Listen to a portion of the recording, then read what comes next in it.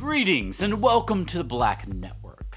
I hear you're looking to expand your band of mercenaries with some new hires. Well, you've come to the right place. We have 4 new recruits ready to embark on their first official assignment.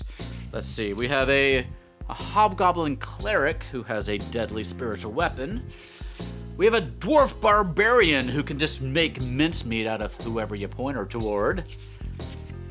We have a Goliath fighter who's skilled at disarming foes. And we have a human bard who can bring down an enemy without ever being seen. So no matter what kind of situation you might be walking into, at least one of these recruits should probably be on your team.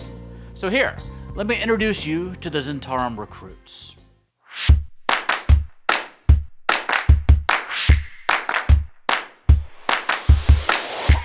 Before we jump in, we are in the process of making some brand new unique spells to pair with this, the Animated Spellcraft Deck Volume 1 from our sponsor Hitpoint Press.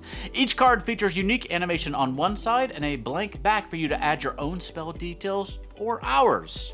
It's a total eclipse of the heart today. With this 8th level spell, you can block out the sun or the moon yourself, impressing the locals and protecting your skin from those harmful UV rays. And if the folks nearby aren't duly impressed, you can drop a bunch of rocks on them until their opinion no longer matters. You can download the spell today over at gallantgoblin.com and pick up your animated spellcraft deck at animatedspells.com. Yes, with apologies for my bad acting, this expansion adds 4 new possible recruits to your Zhentarim faction from the core set, and many thanks to WizKids for sending it our way. Each mission generally calls for 5 team members, and the base set includes 6 Zhentarim characters. So this set expands your options, starting here with Vonkar Zzod, a Hobgoblin Cleric and hybrid healer and damage dealer.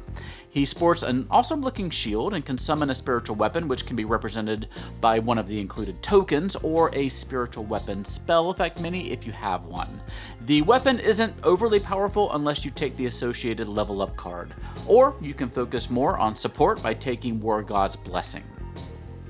Next up is Ruby I. Doireann, a Dwarf Barbarian Vanguard tank. She can attack with Reckless Abandon when she's close to death, dealing more damage. She can taunt foes with her rage ability, and she can strike back at any foe who hurts her. Her mini is pretty simple, but has one of the best faces I've seen on a female dwarf mini. Ruby I is a relatively simple character to run as well, and having a tank that can get around the battlefield quickly, especially with that Mighty Leap ability, should keep the rest of the party fighting. Sha'bel Life-Sever is a Goliath fighter and a melee damage dealer whose basic attack does a good bit of damage. And he's pretty tanky on the front lines because he can disarm foes, making them lose their basic attacks, and can use Stone's Endurance to shrug off the first successful attack made against him. Plus, he has a pretty high AC and health pool. His mini again is simple, but looks solid. I'm not sure about the way he holds his sword though. I guess it gives him a little bit more leverage. I have a mental health background, so what do I know about sword fighting? Maybe an expert out there can weigh in. His level up cards either let you focus in on killing one foe more quickly, or sweep across several that were dumb enough to group up in front of him. Finally, we have Daiyu Tseng, and I'm about to get a bunch of cultural stuff wrong, so please feel free to correct me. This looks like a Chinese version of a Japanese geisha playing what I think might be a sanxian, a 3-string traditional Chinese lute. Either way, an Asian-inspired bard mini is very cool, a very cool addition to our collection, and this is the best mini in the set. She's a tactician who can stay out of sight and deal damage from the shadows. Her level-up abilities give her even more battlefield control by moving her allies or hamstringing her foes. The Zhentarim branding on these minis is pretty subtle, making it really easy to use these for any purpose you like. Each mini really does have something a little bit special about it, like the shield on the Hobgoblin, the head and the face of the Dwarf, the detailed paint job on the Goliath, or the entirety of the Bard. Here you can see the 6 Zhentarim minis from the core set with these new ones. I'm so far really digging these Onslaught minis. I do wonder how many of you out there are playing Onslaught or are interested in trying it out. Please do let me know in the comment section below. Like the Harper's expansion we just reviewed, the Zhentarim expansion is available now for about $40 or about $10 a mini if you disregard the Onslaught specific content. Let me know what you think about it in the comment section down below. Next we'll be jumping into the new factions, probably starting with the Red Wizards because come on, I know you're just as curious as I am.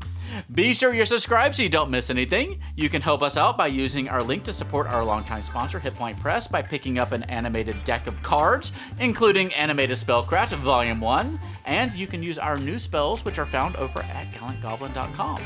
You can also adopt a kobold from us over at heroplus.com. We have lots of new hero plushies coming on down the line, and I think they're gonna delight you. You can sign up to be notified when our next Kickstarter launches by using the link in the corner of your screen up there. That'll be Kobold Dice Plush Monsters Attack, launching later this year. And in the meantime, you can follow us on social media at one of these fine sites. For now, please stay safe, have fun, love each other, and I will see you next time at the Gallant Goblin.